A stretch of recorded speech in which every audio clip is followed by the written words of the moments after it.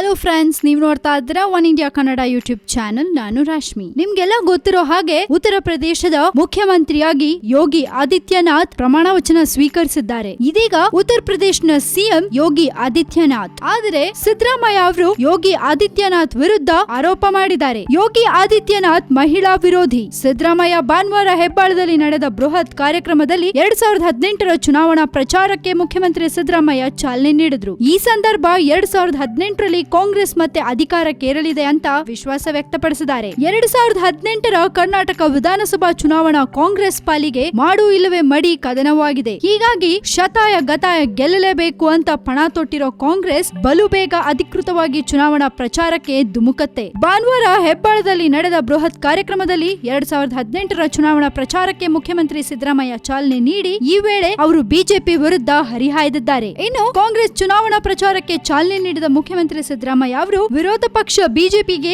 ಅಧಿವೇಶನದಲ್ಲಿ ಪಾಲ್ಗೊಳ್ಳುವಂತೆ ಮನವಿ ಮಾಡಿಕೊಂಡ್ರು. ಅಧಿವೇಶನದಲ್ಲಿ ಭಾಗವಹಿಸಿ ಬರ ಕುರಿತು ಚರ್ಚೆಯಲ್ಲಿ ಪಾಲ್ಗೊಳ್ಳಿ, ನಕಲಿ ಡೈರಿ ವಿಚಾರ ಹಿಡ್ಕೊಂಡು ಸುಮ್ನೆ ನನ್ ಮೇಲೆ ದಾಳಿ ಮಾಡಬೇಡಿ ಅಂತ ಸಿದ್ದರಾಮಯ್ಯ ಅವರು ಆವಾಜ್ ಹಾಕಿದ್ದಾರೆ. ಇನ್ನು ಆದಿತ್ಯನಾಥ್ ಮಹಿಳಾ ವಿರೋಧಿ. ಉತ್ತರ ಪ್ರದೇಶದ ನೂತನ ಮುಖ್ಯಮಂತ್ರಿ ಬಗ್ಗೆ ಮಾತನಾಡಿದ ಸಿದ್ದರಾಮಯ್ಯ ಬಿಜೆಪಿ ಮಹಿಳೆಯರಿಗೆ ಮೀಸಲಾತಿ ನೀಡುವ ಬಗ್ಗೆ ಮಾತನಾಡುತ್ತೆ. ಆದ್ರೆ ಮಹಿಳಾ ಮೀಸಲಾತಿಯನ್ನ ವಿರೋಧಿಸುವ ವ್ಯಕ್ತಿಯನ್ನ ಬಿಜೆಪಿ ಉತ್ತರ ಪ್ರದೇಶದಲ್ಲಿ ಮುಖ್ಯಮಂತ್ರಿಯನ್ನಾಗಿ ಮಾಡಿದೆ ಅಂತ ಹರಿಹಾಯ್ದಿದ್ದಾರೆ. ಯಾವುದೇ ಸಮಾಜ ಸುಧಾರಣೆಯಾಗಬೇಕಾದ್ರೆ ಮಹಿಳೆಯರಿಗೆ ಸಮಾನ ಹಕ್ಕುಗಳು ಸಿಗುವುದು ಬಹಳ ಮುಖ್ಯ. ಅಕ್ಷರತೆ ಮತ್ತು ಶಿಕ್ಷಣ ಕಡಿಮೆ ಇದ್ದಾಗ ಶೋಷಣೆಗಳು ನಡೆಯುತ್ತವೆ. ಇದೇ ಕಾರಣಕ್ಕೆ ಶಿಕ್ಷಣ ನೀಡೋದು ನನ್ನ ಸರ್ಕಾರದ ಮುಖ್ಯ ಗುರಿ. ಕಳೆದ 4 ವರ್ಷಗಳಿಂದ ಆರ್ಟಿಇ ಮೂಲಕ 4 ಲಕ್ಷ ಜನರಿಗೆ ಶಿಕ್ಷಣ ಸಿಗುವಂತಾಗಲು ನಾನು ಶ್ರಮ ಮೀರಿ ದುಡಿದಿದ್ದೀನಿ ಅಂತ ಸಿದ್ದರಾಮಯ್ಯ ಅವರು ತಿಳಿಸಿದ್ದಾರೆ. ಇದೇ ವೇಳೆ ಕಾರ್ಯಕ್ರಮದಲ್ಲಿ ಹೆಬ್ಬಾಳ ಜನರ ಅನುಕೂಲಕ್ಕೆ ಜಾರಿಗೆ ತಂದ ಆಂಬ್ಯುಲೆನ್ಸ್ ಸೇವೆಗೆ ಮುಖ್ಯಮಂತ್ರಿ ಚಾಲನೆ ನೀಡಿದ್ದಾರೆ. ಸೊ ಎಲ್ಲೋ ಒಂದ್ ಕಡೆ ಸಿದ್ದರಾಮಯ್ಯ ಅವರು ಹೇಳಿದ ಈ ಮಾತನ್ನ ನೋಡಿದ್ರೆ ಎಲೆಕ್ಷನ್ ಗಿಮಿಕ್ ಅಂತ ಅನ್ಸುತ್ತೆ.